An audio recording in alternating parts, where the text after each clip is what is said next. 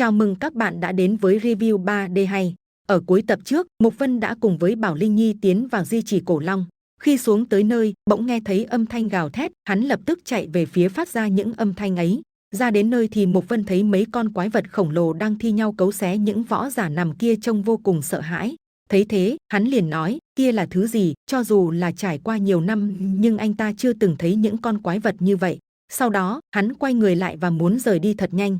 Chỉ là lúc này, Mục Vân cảm thấy có thứ chất lỏng gì đó đang tiếp cận cơ thể anh ta rất khó chịu.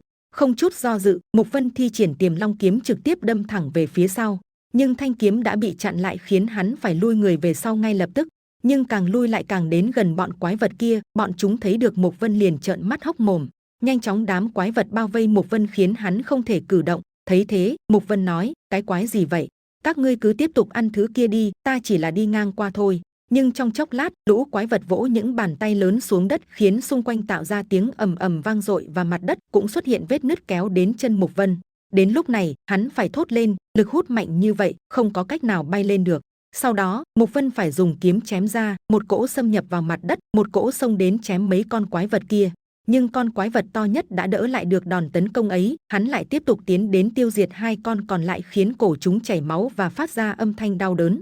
Tuy nhiên, thứ làm cho Mục Vân thất kinh hơn là hai con quái vật chảy máu lại dần dần biến thành hình dạng người. Thấy thế, trong lòng hắn run rẩy và nói, xin lỗi, ta cũng không biết các ngươi là con người. Tại có tóc xanh lại còn ăn thịt người, muốn lấy mạng ta, thật xin lỗi. Lúc này, âm thanh phát ra từ con quái vật còn lại là tiếng của con người, trực tiếp ra lệnh, tiêu diệt hắn. Mục Vân càng cố gắng giải thích, ta thật sự không cố ý. Lời nói vừa dứt, anh lại thi triển trường kiếm khiến một con quái vật phun ra một ngụm máu tươi và thiệt mạng.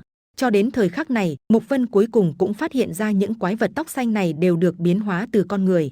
Nhưng vì lý do gì mà phải biến thành như vậy, đấy là câu hỏi hắn vô cùng thắc mắc. Dần dần, Mục Vân phát hiện vùng đất này tràn ngập hơi thở hư vô, sợ hãi và trống rỗng. Kiếm tâm của hắn chính xác là kiếm tâm hủy diệt. Bỗng dưng trong lúc này, lại có một tiếng gầm lớn vang lên, con quái vật to nhất cũng di chuyển ra ngoài xem.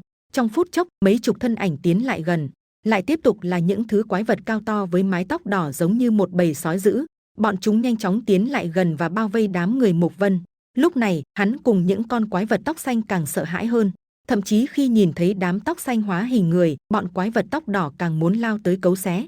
Mục Vân thấy thế phải thốt lên, rốt cuộc di chỉ Cổ Long là địa phương nào, đám kia là cái thứ quỷ quái gì. Đến đây là hết tập 334 Vô Thượng Thần Đế. Xin chào và hẹn gặp lại các bạn ở những video tiếp theo.